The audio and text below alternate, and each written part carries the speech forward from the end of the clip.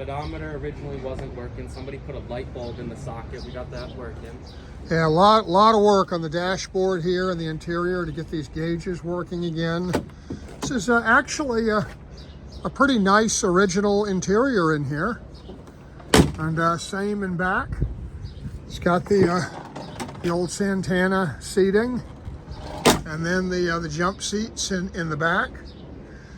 We've gone through both the axles, so the axles are all overhauled, new bearings, new seals. Got new drive shafts under there. It's also a custom exhaust we put on. Yeah, I had to fabricate new exhaust. There's Santana's been out of business for many years, and there's really no supply of replacement parts. Austin, you put on these clips so that the tie downs can now be used to close up the sides of this in bad weather. That's and all the lights work now for the first time in nice probably decades.